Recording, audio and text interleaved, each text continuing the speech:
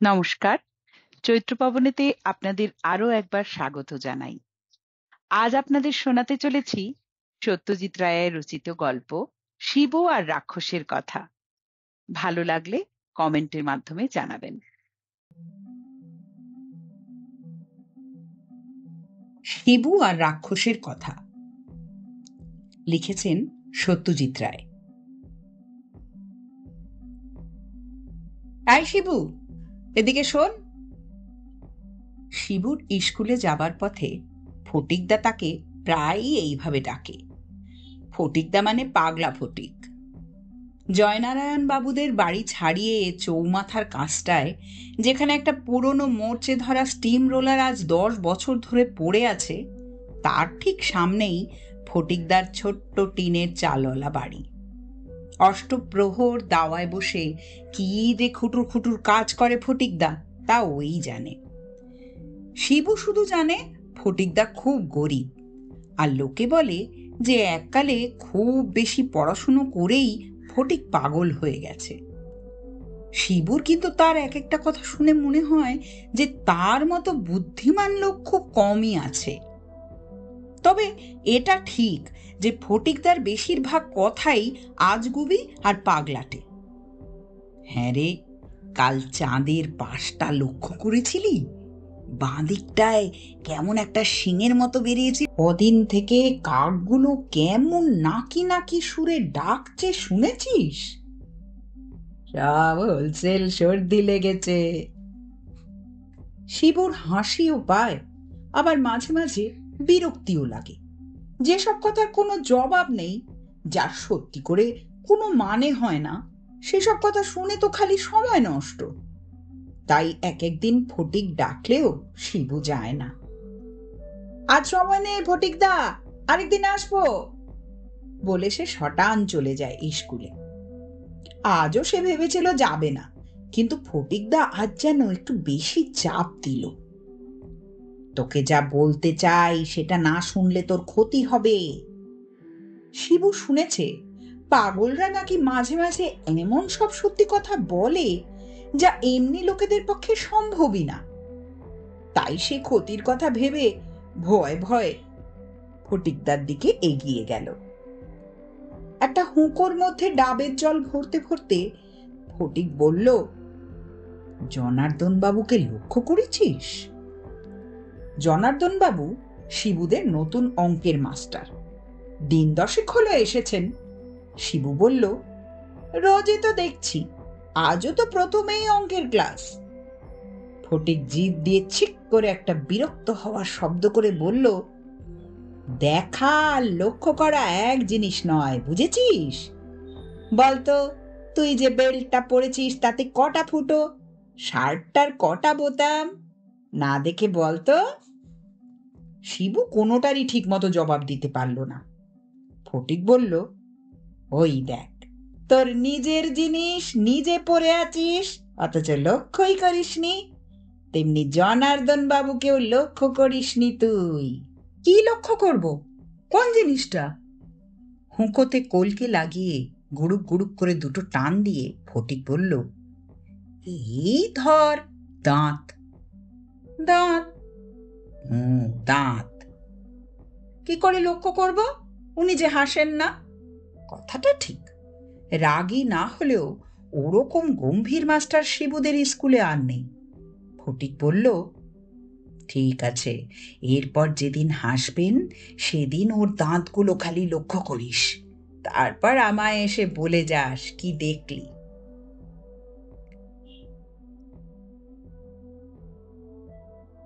আশ্চর্য ব্যাপার, ঠিক সেই দিনই অঙ্কের ক্লাসে জনার্দন বাবুর একটা হাসির কারণ ঘটে গেল। জ্যামিতি পড়াতে পড়াতে শঙ্করকে চতুর্ভুজ মানে জিজ্ঞেস করাতে শঙ্কর বলল, ঠাকুর স্যার, নারায়ণ স্যার। আর তাই শুনে জনার্দন বাবু খ্যাক খ্যাক করে রাগী হাসি হেসে উঠলেন, আর শিবুর চোখ তৎক্ষণাৎ চলে গেল তার দাঁতের দিকে। বিকেলে ফেরার পথে ফটিকদার বাড়ির সামনে পৌঁছে শিবু দেখল সে হামানদিস্তায় কি যেন ছেঁচছে। শিবুকে দেখে ফটিক বলল, এই ওষুধটা যদি উতরে যায় তো দেখিস বহুরূপীর মতো রং চেঞ্জ করতে পারবো। শিবু বলল, ফটিকদা, দেখেছি। কি দেখেছিস? দাঁত। ও, কিরকম দেখলি? এমনি সব ঠিক আছে, খালি পানের দাগ আর দুটো দাঁত একটু বড়। কোন দুটো? পাশের, এইখানের। শিবু আঙুল দিয়ে দেখিয়ে দিল। ওখানের দাঁতকে কি বলে জানিস? কি? সদন্ত, কুকুরে দাঁত। ও, এত বড় কুকুরের দাঁত মানুষের পাটিতে দেখেছিস এর আগে? না বোধ হয়। কুকুরের দাঁত কাদের বড় হয় জানিস? কুকুরের? ইডিয়েট, শুধু কুকুরের কেন, সব মাংসাশী জন্তু জানোয়ারেরই সদন্ত বড় হয়। ওই দাঁত দিয়েই তো কাঁচা মাংস ছিঁড়ে হাড় গোড় চিবিয়ে খায় ওরা, বিশেষ করে হিংস্র জানোয়ারেরা। ও, আর কার বড় হয় সদন্ত? শিবু আকাশ পাতাল ভাবতে লাগলো। আর কার হবে আবার? মানুষ আর জন্তু জানোয়ার, এছাড়া দাঁতওয়ালা জিনিস আর আছেই বা কি? ফটিকদা তার হামানদিস্তায় একটা আখরোট আর এক চিমটে কালো জিরে ফেলে দিয়ে বলল, জানিস না তো, রাক্ষস। রাক্ষসের সঙ্গে জনার্দন বাবুর কি? আর আজকের দিনে রাক্ষসের কথা কেন? সে তো ছিল রূপকথার বইয়ের পাতার মধ্যে। রাক্ষস খোকসের গল্প তো শিবু কত শুনেছে, পড়েছে। তাদের মূলোর মতো দাঁত, কুলোর মতো। শিবু চমকে উঠল। কুলোর মতো পিঠ? জনার্দন বাবুর পিঠটা তো ঠিক সিধে নয়, কেমন যেন কুঁজো কুঁজো, খুলো খুলো ভাব। শিবু কাকে যেন বলতে শুনেছে যে জনার্দন বাবুর বাতের রোগ, তাই পিঠ টেনে চলতে পারেন না। কুলোর মতো দাঁত, কুলোর মতো পিঠ, আর আর যেন কি হয় রাক্ষসের? আর ভাঁটার মতো চোখ। জনার্দন বাবুর চোখ কি শিবু লক্ষ্য করেছে? না, করেনি। করা সম্ভব নয়, কারণ জনার্দন বাবু চশমা পরেন, আর সে চশমার কাঁচ ঘোলাটে। চোখের রং লাল কি বেগনি কি সবুজ তা বুঝবার কোনো উপায় নেই। শিবু অঙ্কেতে খুব ভালো। লসাগু, গসাগু, সিঁড়ি ভাঙা, বুদ্ধির অঙ্ক কোনোটাতেই সে ঠেকে না। অন্তত কিছুদিন আগে অবধি সে ঠেকতো না। প্যারীচরণবাবু যখন অঙ্কের মাস্টার ছিলেন তখন তো রোজ সে 10-এ 10 পেয়েছে। কিন্তু এই দুদিন থেকে শিবুর একটু গন্ডগোল হচ্ছে। কাল সে মনের জোরে অনেকটা সামলে নিয়েছিল নিজেকে। সকালে ঘুম থেকে উঠেই সে মনে মনে বলতে আরম্ভ করেছিল, রাক্ষস হতে পারে না, মানুষ রাক্ষস হয় না। আগে হলেও এখন হয় না। জনার্দন বাবু রাক্ষস নয়, জনার্দন বাবু মানুষ। ক্লাসে বসে বসেও সে মনে মনে এই কথাগুলো আওড়াচ্ছিল। এমন সময় একটা ব্যাপার হয়ে গেল। জনার্দন বাবু ব্ল্যাকবোর্ডে একটা অঙ্ক লিখেই কেমন জানি অন্যমনস্ক হয়ে তাঁর চশমাটা খুলে সেটা চাদরের খুঁট দিয়ে মুছতে লাগলেন। আর ঠিক সেই সময় তাঁর সঙ্গে শিবুর চোখাচোখি হয়ে গেল। শিবু যা দেখলে তাতে তার হাত পা ঠান্ডা হয়ে গেল। জনার্দন বাবুর চোখের সাদাটা সাদা নয়, সেটা লাল, টকটকে লাল, পল্টুর পেন্সিলটার মতো লাল। এটা দেখার পরে শিবুর পরপর 3টে অঙ্ক ভুল হয়ে গেল। এমনিতেই শিবু ছুটির পরে সোজা বাড়ি ফেরে না। সে প্রথমে যায় মিত্তিরদের বাগানে। ছাতিম গাছটার গুঁড়ির আশপাশটায় যে লজ্জাবতী লতাগুলো আছে সেগুলোর প্রত্যেকটাকে সে আঙুলের টোকা মেরে মেরে ঘুম পাড়ায়। তারপর সে যায় সরল দিঘির পাড়ে। দিঘির জলে রোজ সে খোলামকুচি দিয়ে ব্যাঙবাজি করে। 7 বারের বেশি লাফ খাইয়ে যদি খোলামকুচি ওপারে পৌঁছাতে পারে তবেই সে হরেনের রেকর্ড ব্রেক করবে। সরল দিঘির পরেই ইট খোলার মাঠ। সেখানে থরে থরে সাজানো ইটের পাঁজার উপর প্রায় 10 মিনিট জিমন্যাস্টিক করে। তারপর কোনাকুনিভাবে মাঠ পেরিয়ে সে বাড়ির খিড়কি দরজায় এসে পৌঁছয়। আজ সে মিত্তিরদের বাগানে এসে দেখলো লজ্জাবতী লতাগুলো নেতিয়ে পড়ে আছে। এরকম হলো কেন? কেউ কি হেঁটে গেছে লতাগুলোর উপর দিয়ে? এই পথে তো বড় একটা কেউ আসে না। শিবুর আর ইচ্ছে করলো না বাগানে থাকতে। কেমন যেন একটা থমথমে ছমছমে ভাব। সন্ধেটা যেন আজ একটু তাড়াতাড়ি ঘনিয়ে আসছে। কাকগুলো কি রোজই এত চেঁচায়? না, আজ কোনো কারণে ভয় পেয়েছে। সরল দিঘির পাড়ে বইগুলো হাত থেকে নামিয়ে রেখেই শিবুর মনে হলো আজ আর ব্যাঙবাজি করা উচিত হবে না। আজ বেশিক্ষণ বাইরে থাকাই তার উচিত নয়। থাকলে হয়তো বিপদ হবে। একটা বিরাট কি যেন মাছ দিঘির মাঝখানে ঘাই মেরে ঘপাত করে ডুবে গেল। শিবু বইগুলো হাতে তুলে নিল। পরে রসদ গাছটায় বাদুরগুলি ঝুলে গাছটা একেবারে কালো করে দিয়েছে। একটু পরেই ওদের ওড়ার সময় হবে। ফটিকদা বলেছে বাদুরের মাথায় কেন রক্ত ওঠে না সেটা একদিন বুঝিয়ে দেবে। জামরুল গাছটার পেছনের ঝোপড়াটা থেকে একটা তক্ষক ডেকে উঠল।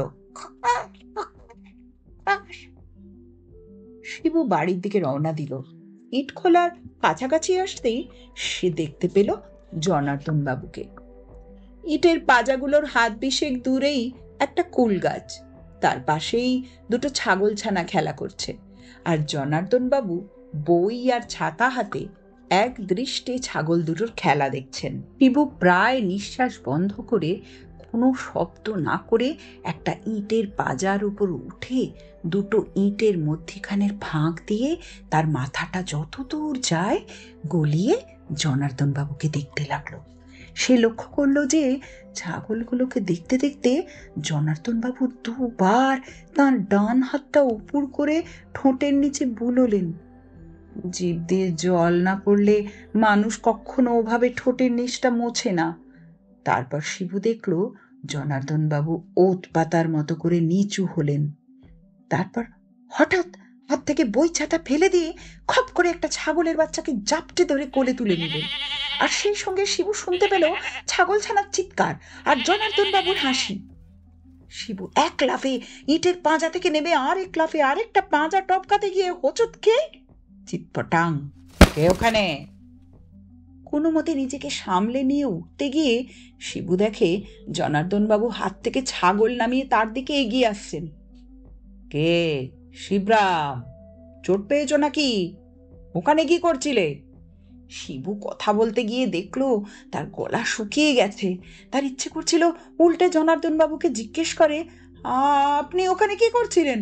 আপনার কোলে ছাগল কেন? আপনার জিভে জল কেন? জনার্দন বাবু শিবুর কাছে এসে বললেন, ধরো আমার হাতটা ধরো। শিবু কোনো মতে হাত না ধরেই উঠে দাঁড়ালো। তোমার বাড়ি তো কাছেই না? হ্যাঁ স্যার। ওই লাল বাড়িটা কি? হ্যাঁ স্যার। ও, আমি যাই স্যার।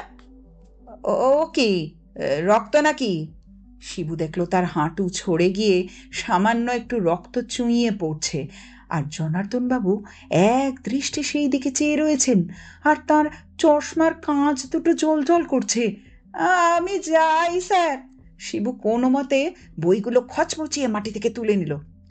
শোনো শিবরাম। জনার্দন বাবু এগিয়ে এসে শিবুর পিঠে একটা হাত রাখলেন। শিবুর বুকে কে যেন দুর্মুষ পিটতে লাগলো। তোমাকে একা পেয়ে ভালোই হয়েছে।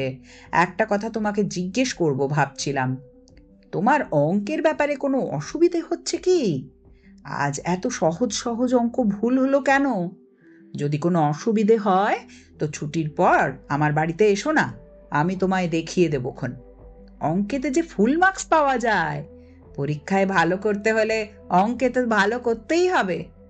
তুমি আসবে আমার বাড়ি?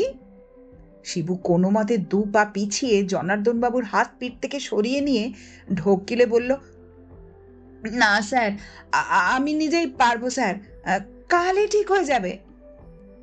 বেশ, তবে অসুবিধে হলো বলো। আর আমাকে এত ভয় পাও কেন? হ্যাঁ, এত ভয় পাও কেন? আমি কি রাক্ষস যে কামড়ে দেব? হ্যাঁ? ইট খোলা থেকে এক দৌড়ে বাড়ি ফিরে এসে শিবু দেখল সামনের ঘরে হীরেন জ্যাঠা এসেছেন। হীরেন জ্যাঠা কলকাতায় থাকেন, মাছ ধরার খুব শখ। বাবা আর হীরেন জ্যাঠা প্রায়ই রবিবার রবিবার মাছ ধরতে যান সরল দিঘিতে। এবারও বোধহয় যাবেন, কেননা শিবু দেখল পিঁপড়ের ডিম দিয়ে মাছের চার বানানো রয়েছে। শিবু আরও দেখল যে হীরেন জ্যাঠা এবার বন্দুকও এনেছেন। সোনারপুরের ঝিলে নাকি চখা মারতে যাবেন বাবা আর হীরেন জ্যাঠা। বাবাও বন্দুক চালান, তবে হীরেন জ্যাঠার মতো অত ভালো টিপ নেই। রাত্রে খাওয়া দাওয়া করে শোবার ঘরে গিয়ে বিছানায় শুয়ে শিবু ভাবতে লাগলো, জনার্দন বাবু যে রাক্ষস সে বিষয়ে আর কোনো সন্দেহ নেই তার মনে। ভাগ্যিস ফটিকদা তাকে সাবধান করে দিয়েছিল, না হলে আজকে ইট খোলাতেই হয়তো। শিবু আর ভাবতে পারল না। বাইরে ফুটফুটে জ্যোৎস্না, ভোজুদের বাড়ি অবধি স্পষ্ট দেখা যাচ্ছে। সামনে শিবুর পরীক্ষা, তাই রাত্রে তাড়াতাড়ি ঘুমিয়ে ভোরে উঠে পড়তে হয় ওকে। বাতি না নিভলে ওর আবার ঘুম আসে না। অবশ্যই চাঁদনি রাত না হলে আজ সে বাতি জ্বালিয়ে রাখত, কারণ তা না হলে বোধহয় তার ভয়ে ঘুম আসতো না। মাও এখনো ঘরে আসেননি। বাবা আর হীরেন জ্যাঠা সবে খেতে বসেছেন, মা তাদের খাওয়াচ্ছেন। জানালার বাইরে জ্যোৎস্নার আলোয় চিকচিকে বেলগাছটার দিকে চেয়ে থাকতে থাকতে শিবুর ঘুম এসে গিয়েছিল। এমন সময় একটা জিনিস দেখে তার ঘুম ছুটে গিয়ে হাতের লোমগুলো খাড়া হয়ে উঠল। দূর থেকে একটা লোক তারই জানালার দিকে এগিয়ে আসছে। লোকটা একটু কুঁজো, আর তার চোখে চশমা। চশমার কাঁচটা চাঁদের আলোয় চিকচিক করছে। জনার্দন বাবু! শিবুর গলা আবার শুকিয়ে এলো। জনার্দন বাবু পা টিপে টিপে বেলগাছটা পেরিয়ে ক্রমশ তার জানলার খুব কাছে এসে দাঁড়ালেন। শিবু তার পাশ বালিশটা শক্ত করে আঁকড়ে ধরল। কিছুক্ষণ এদিক ওদিক চেয়ে একটু যেন ইতস্তত করে জনার্দন বাবু ডেকে উঠলেন, শিবরাম আছো?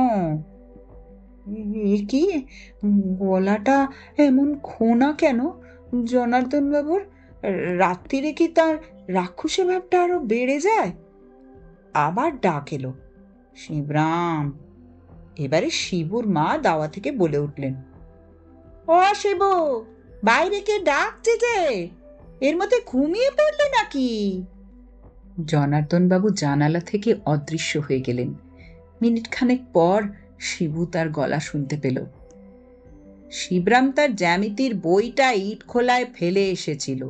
কাল আবার রবিবার, তো স্কুলে দেখা হবে না, আর ও তো আবার সকালে উঠে পড়বে, তাই। তারপর কিছুক্ষণ বিড়বিড় ফিসফিস কি কথা হলো শিবু শুনতে পেল না, শুধু শেষটায় শুনল বাবার কথা। হ্যাঁ, তা যদি বলেন সে তো ভালোই, আপনার ওখানেই না হয় পাঠিয়ে দেব। হ্যাঁ হ্যাঁ, কাল থেকে। শিবুর ঠোঁট নড়ল না, গলা দিয়ে আওয়াজ বেরোলো না, কিন্তু তার মন চিৎকার করে বলতে লাগলো, না না না, আমি যাব না, কিছুতেই না। তোমরা কিচ্ছু জানো না, উনি যে রাক্ষস, গেলেই আমায় খেয়ে ফেলবেন। পরদিন রবিবার হলেও শিবু সকালেই চলে গেল ফটিকদার বাড়ি। কত কি যে বলার আছে তার ফটিকদাকে। ফটিকদা তাকে দেখে বলল, স্বাগতম। তোর বাড়ির কাছে ফণি মানসা আছে না? আমায় কিছু এনে দিস তো, দা দিয়ে কেটে। একটা নতুন রান্না মাথায় এসেছে। শিবু ধরা গলায় বলল, ফটিকদা। কি? তুমি যে বলছিলে না জনার্দন বাবু রাক্ষস? কে বলল? তুমি তো বললে। মোটেই না, তুই আমার কথাগুলোও লক্ষ্য করিস না। কেন? আমি বললাম তুই জনার্দন বাবুর দাঁতগুলো লক্ষ্য করিস। তারপর তুই এসে বললি তাঁর কুকুরে দাঁতগুলো বড় বড়।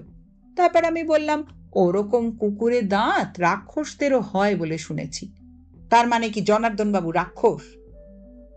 তাহলে উনি রাক্ষস নন? তা তো বলিনি। তবে? ফটিকদা দাওয়া থেকে উঠে একটা মস্ত হাই তুলে বলল, তোর জ্যাঠাকে যেন দেখলাম আজ, মাছ ধরতে এসেছেন বুঝি? ছিপ দিয়ে বাঘ ধরেছিল একবার ম্যাকার্ডি সাহেব, সে গল্প জানিস?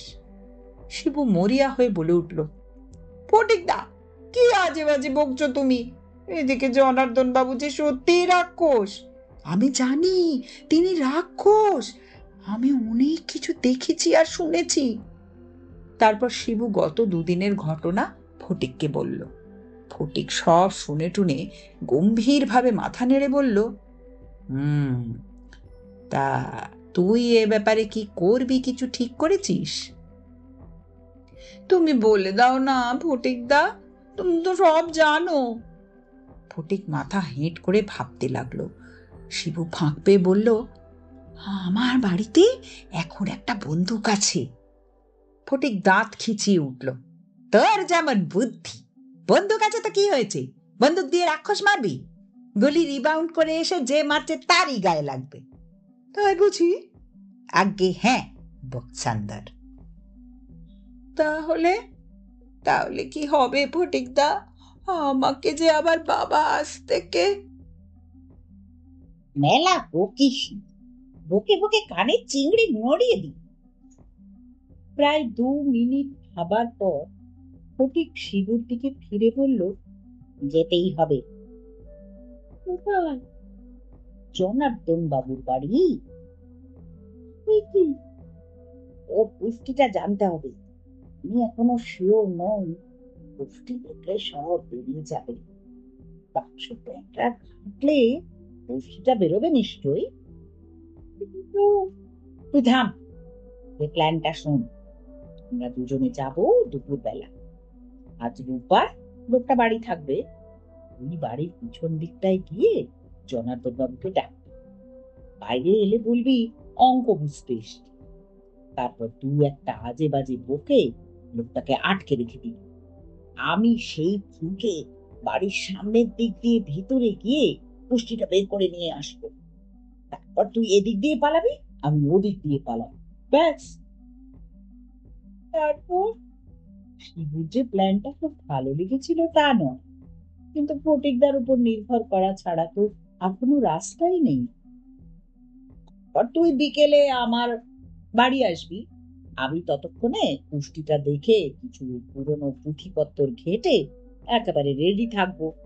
যদি দেখি জনার্দন বাবু সত্যি রাক্ষস, তাহলে তার ব্যবস্থা আমার জানা আছে, তুই ঘাবড়াস না। আর যদি দেখি রাক্ষস নয়, তাহলে তো আর ভাববার কিছুই নেই। ফটিকটা বলেছিল দুপুরে বেরো। শিবু তাই খাওয়া দাওয়া করে গিয়ে ফটিকের বাড়িতে হাজির হলো। মিনিট 5 পর ফটিকটা বেরিয়ে এসে বলল, আমার হুলোটার আবার নস্যি বাতি হয়েছে, মেলা কি কম। শিবু লক্ষ্য করলো ফটিকদার হাতে এক জোড়া ছিঁড়া চামড়ার দস্তানা আর একটা সাইকেলের ঘন্টা। ঘন্টাটা সে শিবুর হাতে দিয়ে বলল, এটা তুই রাখ, বিপদ হলে বাজাস, আমি এসে তোকে বাঁচাবো। পুব পাড়ার একেবারে শেষ মাথায় দোল গোবিন্দ বাবুদের বাড়ির পরেই জনার্দন মাস্টারের বাড়ি। একা মানুষ, বাড়িতে চাকর পর্যন্ত নেই।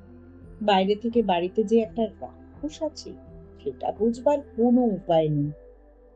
কিছুটা রাস্তা বাকি থাকতেই শিবু আর ফটিকদা আলাদা হয়ে গেল।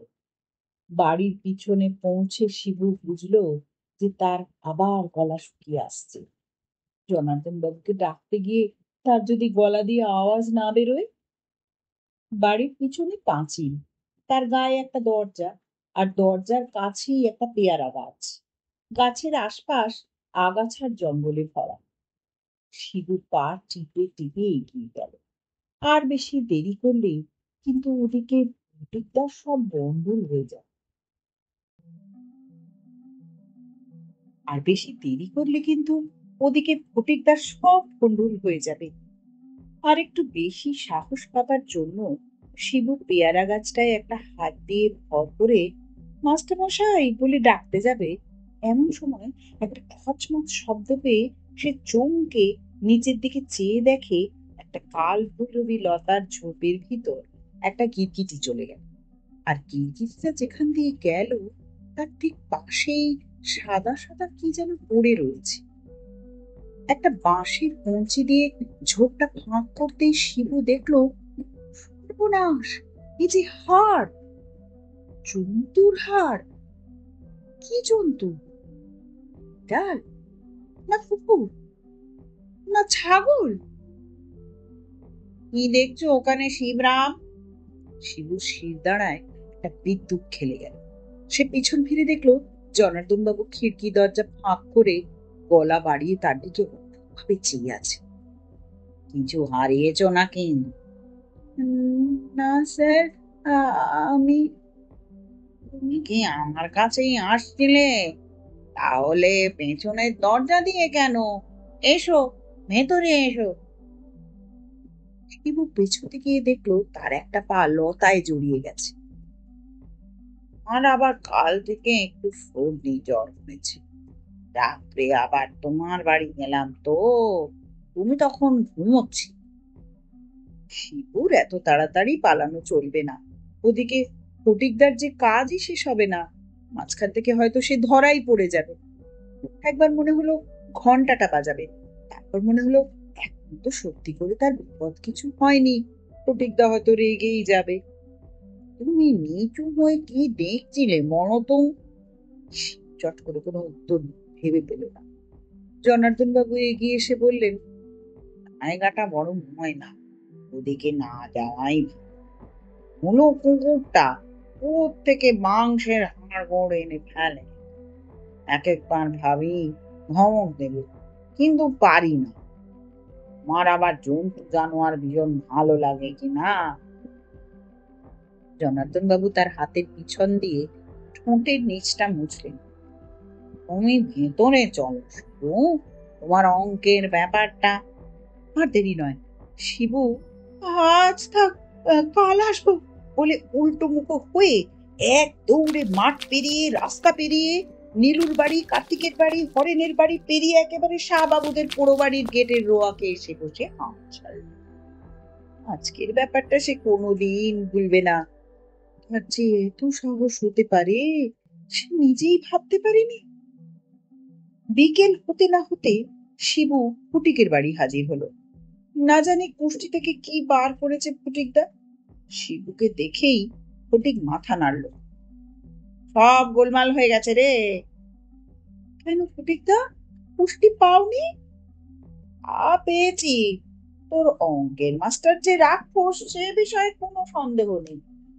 রাক্ষস নয়, ফিরিন্ডি রাক্ষস। সাংঘাতিক ব্যাপার। এরা পুরোপুরি রাক্ষস ছিল 350 পুরুষ আগে, কিন্তু এত তেজ যে এক একটা হাফ রাক্ষস এখনো বেরিয়ে পড়ে এদের মধ্যে। পুরো রাক্ষস তো এখন সভ্য দেশে কোথাও নেই, এক আছে আফ্রিকার কোনো কোনো জঙ্গলে, আর ব্রাজিল, বোর্নিও এইসব জায়গা। তবে হাফ রাক্ষস এখনো কচিত কদাচিৎ সভ্য দেশে পাওয়া যায়। জনার্দন বাবু ওদের মধ্যে একজন। গোলমাল কেন? শিবুর গলাটা একটু কেঁপে গেল। ফটিকদা হাল ছেড়ে দিলে সে চোখে অন্ধকার দেখবে। তুমি যে সকালে বললে তোমার ব্যবস্থা জানা আছে। আমার জানা নেই এমন জিনিস নেই। তবে ফটিকদা একটু গম্ভীর হয়ে গেল, তারপর বলল, মাছের পেটে কি থাকে? এই রে, ফটিকদার আবার পাগলামি আরম্ভ হয়েছে। শিবু এবার কাঁদো কাঁদো হয়ে বলল, ফটিকদা, রাক্ষসের কথা হচ্ছিল, তুমি আবার মাছ আনলে কেন? কি থাকে? ফটিক গর্জন করে পটকা। ফটিকদার গলা শুনে শিবুর রীতিমতো ভয় লাগতে আরম্ভ করেছিল। তোর মাথা, এত কম বিদ্যে দিয়ে তো তুই বকের বকলসটাও লাগাতে পারবি। শোন, 2.5 বছর বয়সে একটা শ্লোক শিখেছিলাম, এখনো মনে আছে। নয় কি বানর কিংবা অন্য জানোয়ার, জেনে রাখো হৃৎপিণ্ডে রহে প্রাণ তার, রাক্ষসের প্রাণ যেন মৎস্যের উদরে, সেই হেতু রাক্ষস সহজে না মরে। তাই তো, শিবু তো কত রূপকথার গল্পে পড়েছে মাছের পেটে থাকে রাক্ষসের প্রাণ। এটা তো তার মনে হওয়া উচিত ছিল। শ্লোকটা আওড়ে ফটিক বলল, দুপুরে যখন গেলি ওর বাড়ি জনার্দন রাক্ষসকে কেমন দেখলি? বলল, সর্দি জ্বর হয়েছে। তবেই তো, যেই কাতলা উঠেছে ছিপে অমনি জ্বর, এ তো হবেই। তারপর শিবুর দিকে এগিয়ে এসে তার শার্টের সামনেটা খপ করে হাতের মুঠোয় খামচে ধরে ফটিকদা বলল, এখনো হয়তো সময় আছে। তো জ্যাঠা ওই ৮ ঘন্টা আগে সরল দিঘির ওই আধমনি কাতলাটা ধরে নিয়ে বাড়ি ফিরছে। আমি দেখেই আন্দাজ করেছি যে ওটার পেটের মধ্যেই আছে জনার্দন রাক্ষসের প্রাণ। জ্বরের কথাটা শুনে আরো শিওর মনে হচ্ছে। ওই মাছটাকে চিরে দেখতে হবে। কিন্তু সেটা কি করে হবে ফটিকদা?